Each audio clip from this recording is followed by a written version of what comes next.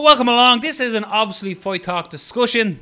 I'm Noel O'Keefe. He's Robert Palin. And that man you see on your screen is Mr. Brendan Dorman. Brendan, this is something that I know you were putting up on your social media as well today. We're talking about crossovers. So be it your UFC fighter, your example here was Rory MacDonald going from UFC to Bellator. How he done, how they verse, because there's many different fighters who have crossed promotion to promotion. So let's have a couple examples and let's open the floor to some discussion. Surely.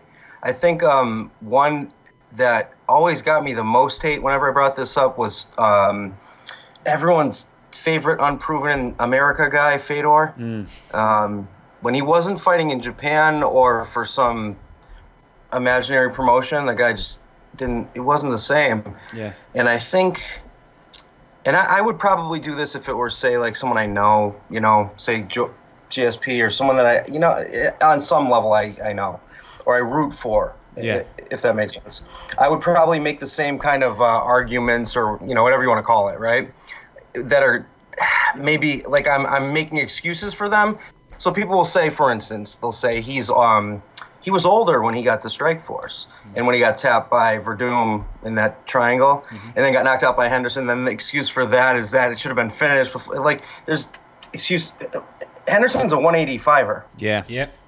So, you know, Vanderlei, we could, right? If there's guys now, Crow Cop, same category, I think. Just disappointments. A lot of pride disappointments. Mexican supplements. Maybe. Japanese MMA. I don't know with all of them. Fedor certainly doesn't look the part, although I think there's some misconceptions on that. That's probably not for this show, but it's noteworthy, right? Yeah. Nevertheless. So none of them really had the same success. Now, when Chuck went over there, right, he did well against Overeem, as crazy as that is in retrospect, right? Yeah. And then got smashed by Rampage. And then again, so Rampage clearly had his number. I don't know that Rampage I don't know that he changed much, you know? I think the sport maybe caught up to him more than a pharmaceutical or lack thereof might have. So there's some interesting ones, right? Nogueira had some success. And then one guy I was thinking of recently was Eddie Alvarez. You know, his best fight was besides Conor, prior to Conor especially, was against the toughest opponent, you would think, right? Yeah. He wasn't super impressive against Cowboy. That was, you know, razor thin. And then he smashes RDA, which was odd, and wins the title, which honestly I didn't think he would. And then he looked terrible against Conor. But in other words, he was amazing in one organization, goes to another, wins the belt, and you go, that's the guy. He did it, crossed over. And then one fight later, you kind of almost eat your words. So I think what's fascinating is, like, Rory looked like he was operating on a totally different plane than Dale. They didn't look like they just belong in the same ring almost. And I don't mean that to be disrespectful, but if I have to call it the way I see it, and I can't imagine anyone saw it differently, you know? One of the interesting things about, I suppose, a lot of those guys was the transition from the cage to the ring, or the ring to the cage. Rather, how do you think that affected it? Because that's noteworthy. For sure. Yeah, because there's a lot of guys who certainly perform way better in the ring. You don't have the cage there. You can't get caught up against the cage. Can't get grappled against the cage. There's a lot of that. How do you think that played into the likes of Fedor, the likes of Nogueira, all those guys? Yeah, I think. Well, like, say Crow Cop wouldn't really, right? Because if anything, it's takedown defense with him, and takedown defense is much easier in an octagon, whatever, caged surface than a ring. Yeah. For the most part, obviously there's exceptions to every rule. But Fedor's an interesting one because he caught a lot of submissions and was more willing to go to the ground with someone like Nogueira. Who knows if if you look at his Verdum fight, he was willing to go into the guard, which is a critical mistake, clearly. And when he fought Nogueira, he was willing to go into the guard and did well. Does Verdum have better jiu-jitsu? It's subjective, right? Who knows? Again, styles make things. So I don't know. I think with strikers, it's still striking. The gloves were a little different in Pride, but there's head stomps, right? Yeah. And soccer kicks, and the minutes of the rounds, too. So, and then clearly they didn't really test anyone for anything, and it said it on the contract. You'd just be remiss to not say that, you know. So I don't know. With Pride, it's a little tough, but name me the guy that came over from Pride and dominated in the U.S. One to shout for me is one of my favourite fighters from back in the day, Shogun. Shogun was an interesting one, wasn't he? Because when Shogun came to the UFC, his first fight was a loss to Forrest Griffin. Yeah. And then he went on. Then he went on, and he had good results. And he beat Coleman, Chuck Liddell. That Coleman fight was insane. That was right here in Dublin. And then he lost to Machida. 78 years old though. Yeah. But they both look 78 years old in that fight. He lost to Machida then, in what many thought might have went the other way as well. It was a close fight, but then he righted that wrong and he beat Machida, so he won the title. So he came from Pride, won the title. Then he ran into John Jones. Yeah.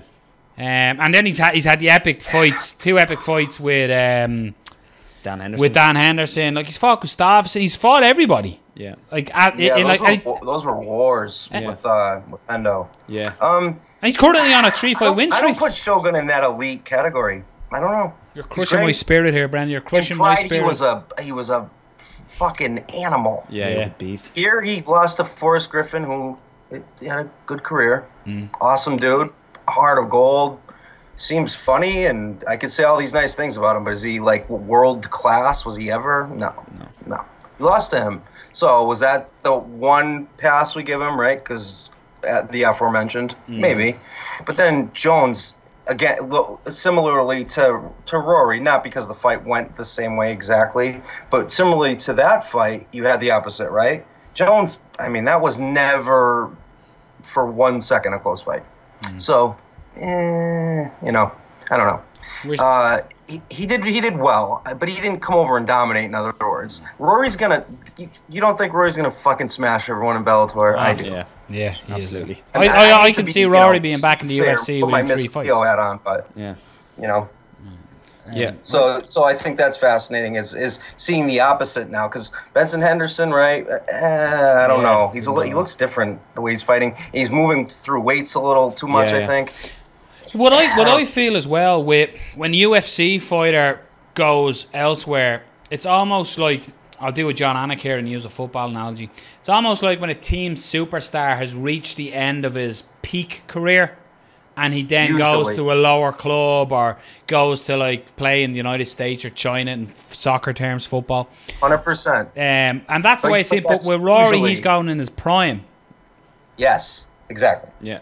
That's what I mean by usually. Like, we could cite all these people that did that. Like Tito Ortiz, does that fucking count? Yeah.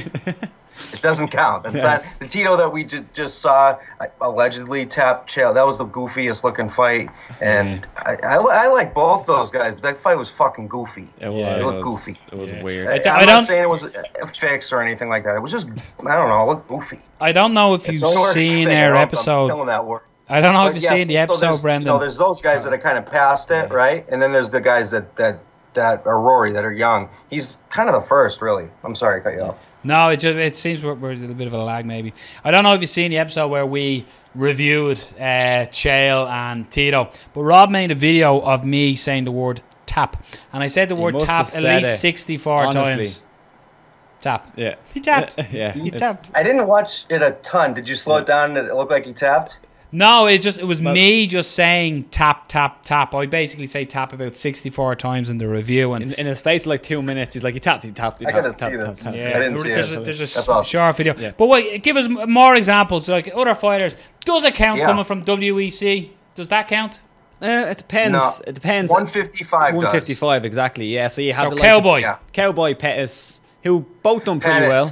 Yeah, Pettis done really well. Man. But it's weird with Pettis though, isn't it? Because he went, like, he was WEC, he was making his way up, and he went up, and now he's like kind of going down. It's kind of strange. Do you remember?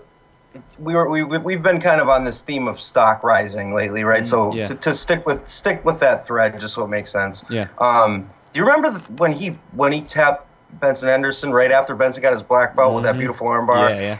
People forget Anthony's won way more fights by submission and knockout. People always forget that. The reason that he could do what he could do was because his jiu-jitsu off of his back specifically was incredible, right? You saw that in WEC in some of those amazing performances, and I know Duke well enough to know he's not a juice guy, right?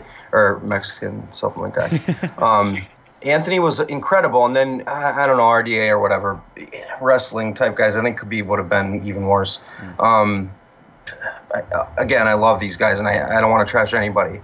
That said, so he was the best example, I think, right? Of the WEC 155ers that came over, because Anthony, after that fight, like I said, his stock had risen. Yeah. He was on top of the world. He was on Wheaties boxes. Dana White was talking about how fucking handsome he was. Kind of weird, but it was awesome. Guy was kicking ass and taking names, and then it was like, done. So, like, I don't think you can count Aldo in those guys, because they were the UFC of 145, 135. Or what did they even? Yeah, we'll go with 145. Yeah. An interesting angle on that on the WEC guys. You can't really talk about them transitioning against the guys in the UFC because there was no guys like the bantamweights and stuff. But the likes of the guys who ruled in the WEC, and then when they got to the UFC, even though they're still fighting the same guys or basically the same guys, like Mike Brown or like Miguel Torres. Miguel Torres was one that fell from grace. Something else. Like he was the king at bantamweight. Of course, he wasn't champ at the time. He was pound for pound for a little while. He was in the discussion for big time, and he was a great fighter. But there's a lot of those guys who kind of come over, and it seemed they reached their peak in WEC and then just kind of fell off. And it's unfortunate that a lot of people didn't get to see them fight because there's some incredible fighters in WEC. Some really incredible fighters. Oh yeah. I think though the biggest notable, obviously we're going to say it with being an Irish podcast, but clearly the biggest crossover is Cage Warriors Conor McGregor. Yeah, I suppose. Now, here's what I don't know, so I'll pose a question to you guys for once. How competitive is Cage Warriors? Like, are there other guys competing there that you think could do okay in the UFC? Right now? Yeah, or whatever. There's a few guys. You want to answer a lot of good guys came from Cage Warriors, and right now there's probably a couple of guys you could pick out that could do pretty well, not compete at the top of the game, not level of what Conor's doing now. Yeah, but no, it would be Cage Warriors for a long time. Cage Warriors went away for a while, but it would have been the biggest show in sort of Ireland, UK, this region of Europe. But I'll also say that it's important to note that when Conor came to the UFC, nobody was saying he's going to beat Aldo straight away. People were like, "Oh, let's see how he does here. He's a really good fighter. Let's see how he does." Exactly. So it's not like he was coming from, say, it was a Luke Rockhold coming from Strikeforce, and we can talk a little bit about Strikeforce, and you're saying this guy can compete with the champ. There wasn't really that sentiment with Conor. It was more of, can he compete with the lower level guys first at featherweight, and then let's see how he does, and he kind of just skyrocketed from there. So it's an interesting one. Yeah, I think, well, the Conor hater, if I'm playing devil's advocate, would say he's fought black belts and kind of wrestlers. Kind of. Mendez for that one round, right? Again, I have to be honest. So has he ever, like Khabib, right? People are like, he'll smoke Khabib and blah blah. Did you hear about Khabib? Maybe it was poisoned. I don't know if that's true. He's poisoned? Anyway. Yeah. There's tons of reports about that, which wouldn't surprise me. Holy shit! Wait, the last fight that he had to pull out? Crazier things. Yeah, when he missed weight, he got rushed to the hospital and he was vomiting badly. I've been through weight cuts. I've seen weight cuts. I've overseen weight cuts. People don't puke. That's not what happens. Yeah, I suppose. Like, what fluid do you have in your body to puke?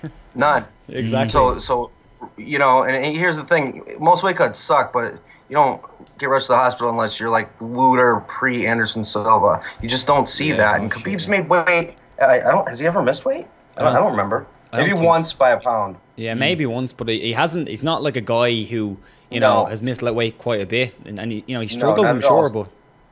So the reason that I was saying that about Conor is that his losses in Cage Warriors, Jesus Christ, right? Yeah. Well, Joseph Duffy's come from it. Gunny's fought on it. Neil Seardy was a champion as well. So a lot of the stock that are in. A lot of the stock that are in the UFC now would have come through Cage Warriors as well. And now there's another promotion here called Bama. And they, I've heard of it. I've heard of that now. Bama and Cage Warriors would be one of those competitors. They'd be the UFC and Bellator of Europe, if you like. Yeah. Okay, so just to make the brief summation of my point with Conor, in that organization, his two losses were submissions, I believe, right? Yeah. So when it went to the ground, he, and I'm sure his jiu-jitsu's gotten better. He's a higher belt level now. I trust that Kavanaugh wouldn't bullshit his belts, right? So if we assume all those things to be true, I think it was a safe thing to go, well, Aldo on the ground, if he wants to be, which usually he doesn't, can be a savage, right?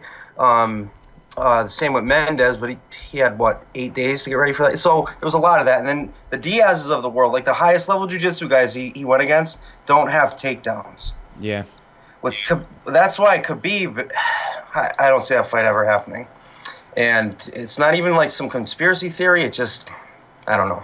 Maybe it is a conspiracy theory. I don't see that fight ever happening. That can be another discussion. Obviously, if I talk conspiracy. Yeah. Here's one I'm going to throw a spanner in the works, and God forgive me for saying it. What about the great crossover from WWE to UFC and Brock Lesnar? In all fairness, Brock Lesnar went from not being a competitor. That didn't even come to my mind. To becoming the UFC champion. Yeah. I so thought a CM Punk joke was coming. Yeah. Okay. Brock Lesnar, I knew who he was when he was real wrestling or whatever. Yeah. Real. Amateur? It's real, but you know what I mean. Non-scripted. How about that? That's safe. I knew who he was, and I'm like, this guy, if he gets into MMA, holy fucking shit, he'd kill everybody. I was right. He was late. Yeah. Yeah. Right? Yeah. Now, we could, again, go to supplements and all that shit. We'll avoid that for this one. Brock was incredible 5 fights in. Mm-hmm. Right? You could talk. You could say, "Oh, well, he beat an undersized Randy. Well, he beat Heath Herring, who, if you ranked Fedor's wins, what is he, 3rd best win of Fedor's?" So people, when it's Brock, they scratch it. When it's Fedor, it's brilliant. Why? Why is that? You're being one-sided in your thought. I think not you guys. Whoever idiot that thinks that is. So, with that said, Brock came in first fight with Mir, which he was winning. Shouldn't have been stood up, ever. That was bullshit. No. Frank was moving. He was throwing hammer fists. They hit him in the back of the head, maybe 2. I think it was like 2, but yeah, he was moving. Typical Mazzagatti move, right? Of course it was. So he was winning that fight up until that point, and Mazzagatti's mustache came over, and then he did. Right, his mustache beats him everywhere he goes. That fucking guy, fuck him. I can't, man. It's ridiculous. He's the worst ref of all time, and I don't agree with Dana on much, but I agree with him on that. Cecil Peoples, remember him? He refereed a couple of fights. Oh yeah, that's a good one.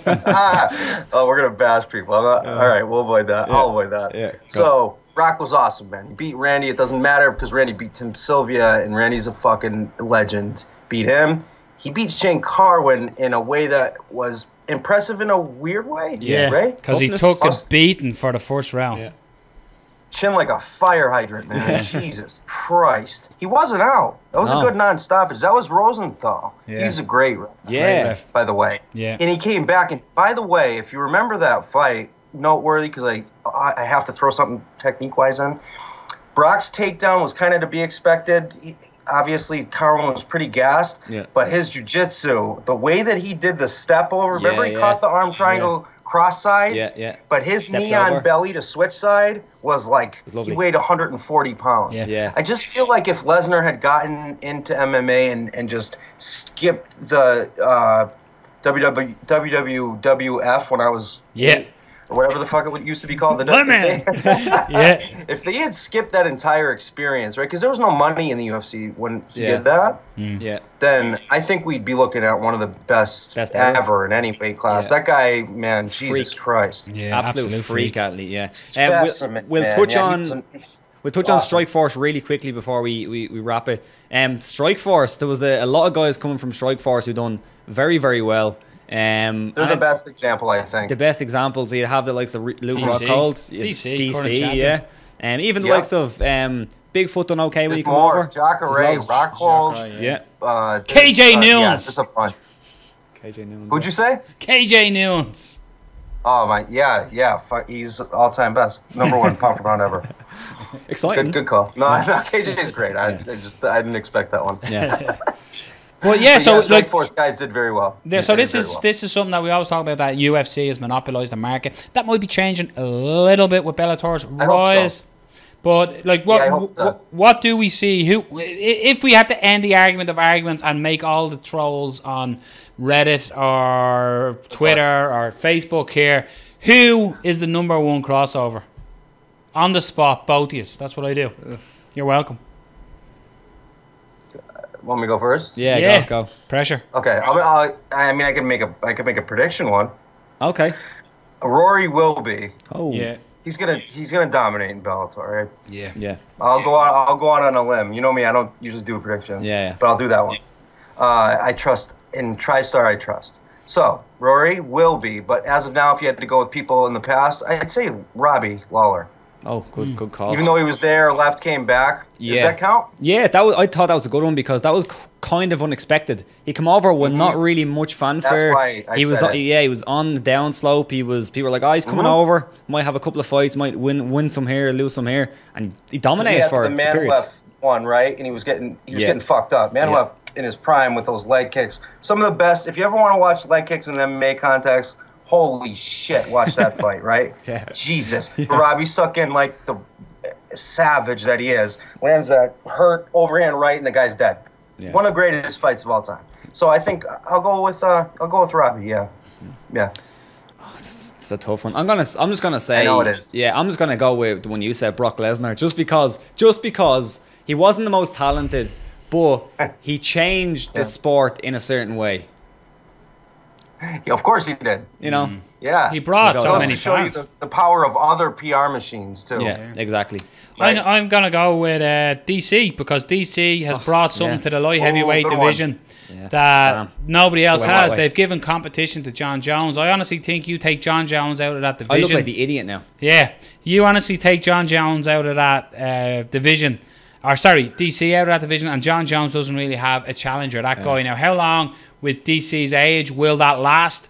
But I honestly think it's made the light heavyweight division what it is, having DC there. Like you look at Rumble, like everybody talks about the destruction of Rumble Johnson. DC dealt with it, man, and he's done it. And for me, at this time, right now, I think he's the best crossover fighter. I agree with what you're saying. I honestly predict that Rory MacDonald will be back fighting for a UFC title within 3 more fights in Bellator. Wow. Oh, do you know what his contract looks like? Because I don't. No, I was talking. I text Scott Coker there. No, I honestly think it. Did you just call? He said that Dorman kid's awesome. Yeah, Come on. exactly, I word love for that word. guy. Now you fucking know. Go ahead. But no, I can see McDonald coming back and it being a big unification bout of the best. I don't know if who's it's going to the be best. that soon, but I can see him back quite soon because I think the UFC. Think of Rory MacDonald, which I think he will. We all have said it. He's going to dominate over there. I think the UFC are going to look at that and say, "We need him back. We need that guy back. He's too good not to be in the UFC. He's way too good." And they'll pay. I hope so. This new management, man. It's weird. I don't know what to expect anymore. Yeah. Lorenzo, if he was anything, was consistent, and I think maybe on a micro scale, but not is Joe Silva's absence, man. Yeah. That's big. That's a You're big seeing one, that. You're just seeing some weird. I don't know. To me, anyway, you're seeing some weird matchmaking when there's very clear fights to make that aren't being made. Yeah.